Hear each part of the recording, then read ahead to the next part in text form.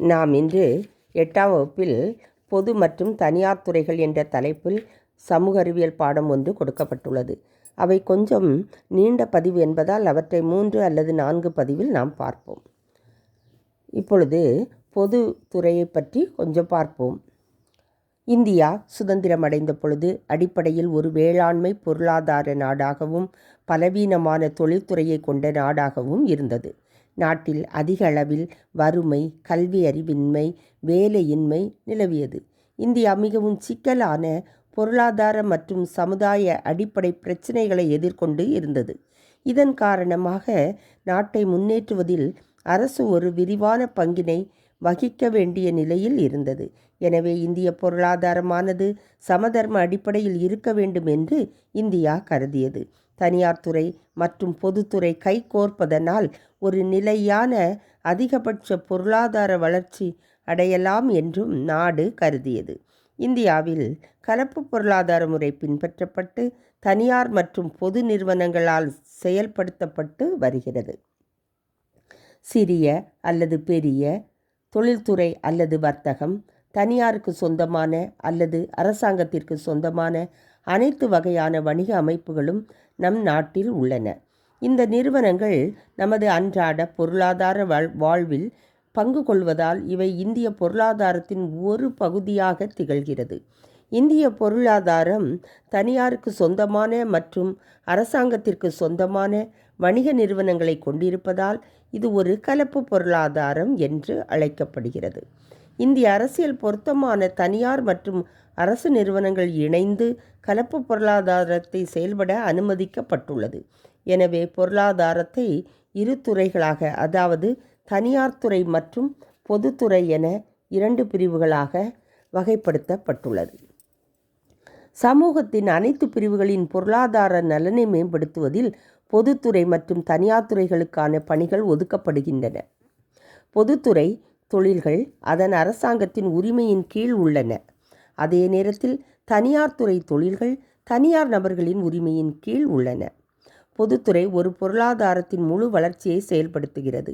பொதுத்துறை சேவை நோக்கத்திலும் தனியார் துறை லாப நோக்கத்திலும் செயல்படுகின்றன. கலப்பு பொருளாதாரம் என்பது முதலாளித்துவம் மற்றும் பொது உடைமையின் கலவையாகும். பொதுத்துறையினுடைய வரையறையை பார்ப்போம். அரசு பொதுமக்களுக்கு பண்டங்கள் மற்றும் சேவைகளை வழங்கும் நடவடிக்கைகளில் ஈடுபட்டுள்ள துறை பொதுத்துறை ஆகும். நிறுவனங்கள், முகவர் நிலையங்கள் மற்றும் அமைப்புகள் என முழுவதும் சொந்தமானவையாகவும் அரசாங்கத்தால் நடத்தப்பட்டும் கட்டுப்படுத்தப்பட்டும் மத்திய அரசு, மாநில அரசு அல்லது உள்ளூர் அரசாங்கமாகவும் இருக்கும். பொதுத்துறையின் வரலாற்றை பார்ப்போம். 1947 இந்தியா சுதந்திரம் அடைந்த போது அது பலவீனமான தொழில்துறை தளத்தை கொண்ட வேளாண்மையை முதன்மையாக கொண்ட நாடாகும். ஆங்கிலேயர்கள் நிறுவிய 18 இந்திய போர் தளவாட தொழிற்சாலைகள் மட்டுமே நாட்டில் இருந்தன. தங்கள் சொந்த பொருளாதார நலனுக்காகவும் துணைக்கண்டத்தை முரட்டுத்தனமாக படைகளை கொண்டு ஆளவும் தேசிய ஒருமித்த கருத்துக்களை பொருளாதாரத்தின் விரைவான தொழில்மயமாக்குதலுக்கு ஆதரவாக இருந்தது. மேலும் இது பொருளாதார வளர்ச்சிக்கு திறவுகோலாக கருதப்பட்டது. அது வாழ்க்கை தரத்தை மேம்படுத்தி பொருளாதார இறையாண்மையையும் மேம்படுத்தியது. பம்பாய் திட்டத்தை கட்டமைப்பதற்கு அரசாங்கத்தின் தலையீடு மற்றும் ஒழுங்குமுறைகளின் தேவையை நோக்கமாகவும் கொண்டு 1948ஆம் ஆண்டு முதல் தொழிற்கொள்கை தீர்மானத்தின் அறிவிப்பில் தொழில்துறை வளர்ச்சியின் யுக்திகளை பரந்த வரையறைகளை கொண்டு வகுத்தது. அதைத் தொடர்ந்து மார்ச் 1950 அமைச்சரவை தீர்மானத்தால் திட்டக்குழு அமைக்கப்பட்டது. மேலும் தொழில்துறை வளர்ச்சியை ஒழுங்குபடுத்துவதற்கு தேவையான நடவடிக்கைகளை எடுக்க அரசாங்கத்திற்கு அதிகாரம் அளிக்கும் நோக்கத்துடன் 1951ஆம் ஆண்டில் தொழில்துறை சட்டம் இயற்றப்பட்டது. பிரதமர் ஜவஹர்லால் நேரு இறக்குமதிக்கு மாற்று தொழில்மயமாக்கலின் அடிப்படையில் ஒரு பொருளாதார கொள்கையை ஊக்குவித்து கலப்பு பொருளாதாரத்தை ஆதரித்தார். இந்திய பொருளாதாரத்தின் வளர்ச்சி மற்றும் நவீனமயமாக்கலுக்கு அடிப்படை மற்றும் கனரக தொழில்களை நிறுவுவது என்று அவர் நம்பினார். இந்தியாவின் 2 ஐந்தாண்டு திட்டமும் 1956ஆம் ஆண்டு தொழில்துறை கொள்கை தீர்மானமும் நேருவின் தேசிய தொழில்மயமாக்கல் கொள்கையை பூர்த்தி செய்ய பொதுத்துறை நிறுவனங்களின் வளர்ச்சியை வலியுறுத்தியது. அவரது தொலைநோக்கு பார்வையை இந்தியாவின் பொதுத்துறை நிறுவனங்களின் தந்தை என்று அழைக்கப்படும் டாக்டர் வி. கிருஷ்ணமூர்த்தி முன்னெடுத்து சென்றார். இந்திய புள்ளி விவர நிபுணர் பேராசிரியர் பி.சி. மஹலானோபிஸ் அதன் உருவாக்கத்திற்கு கருவியாக இருந்தார்.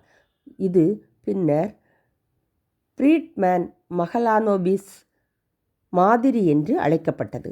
1991ஆம் ஆண்டின் தொழில்துறை கொள்கை முந்தைய அனைத்து கொள்கைகளிலிருந்தும் தீவிரமாக வேறுபட்டது. இக்கொள்கையின்படி அரசாங்கம் பொதுத்துறையில் முதலீடு செய்ய திட்டமிட்டு தனியார் துறைக்கு சுதந்திரத்தை அனுமதித்தது. அதே நேரத்தில் இந்தியாவுக்கு வெளியே உள்ள வணிக நிறுவனங்களிலிருந்து அந்நிய நேரடி முதலீட்டிற்கு அழைப்பு விடுவிக்கப்பட்டது. இவ்வாறு ஒன்றுக்கு மேற்பட்ட நாடுகளில் செயல்படும் பன்னாட்டு நிறுவனங்கள் இந்திய பொருளாதாரத்தில் நுழைந்தன. இவ்வாறு இந்திய பொருளாதாரத்தில் பொதுத்துறை மற்றும் தனியார் துறை நிறுவனங்கள் மற்றும் பன்னாட்டு நிறுவனங்கள் இணைந்து செயல்பட்டு வருகின்றன. இந்த பொதுத்துறை நிறுவனங்கள் 2 வகை பொதுத்துறை நிறுவனங்கள் உள்ளன. அதாவது அரசாங்கத்தின் வசூல் வரி கடமைகள் கட்டணங்கள் போன்றவற்றால் அவர்கள் திரட்டும் வருவாயின் மூலம் அரசாங்கம் அவர்களுக்கு முழுமையாக நிதி அளிக்கிறது. நிறுவனத்தின் மொத்த பங்கு மூலதனத்தில் 51% அதிகமாக உள்ளது. இது பல்வேறு அமைச்சகங்களின் கீழ் செயல்பட்டு வருகிறது. நிறுவனங்கள் சேவை நோக்கத்துடன் நிறுவப்பட்டுள்ளன. இது மிகப்பெரிய துறையாகும். இது மக்களுக்கு பின்வரும் சேவைகளை வழங்குவதன் மூலம் மக்களின் மேம்பாட்டிற்காக செயல்படுகிறது.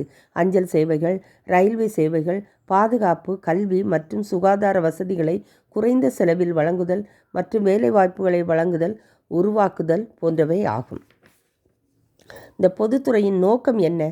உள்கட்டமைப்பை உருவாக்கி அதனை விரிவாக்கம் செய்வதன் மூலம் விரைவான பொருளாதார வளர்ச்சியை மேம்படுத்துதல், வளர்ச்சிக்கான நிதி ஆதாரங்களை உருவாக்குதல், வருமானத்தையும் செல்வங்களையும் மறுபகிர்வு செய்வதை ஊக்குவித்தல், வேலை வாய்ப்புகளை உருவாக்குதல், சமச்சீர் வட்டார வளர்ச்சியை ஊக்குவித்தல், சிறிய அளவிலான மற்றும் துணை தொழில்களின் வளர்ச்சியை ஊக்குவித்தல், ஏற்றுமதி ஊக்குவிப்பு மற்றும் இறக்குமதிக்கு மாற்றீடை துரிதப்படுத்துதல் இவ்வாறு நோக்கங்களாக கொண்டு பொதுத்துறை செயல்படுகிறது.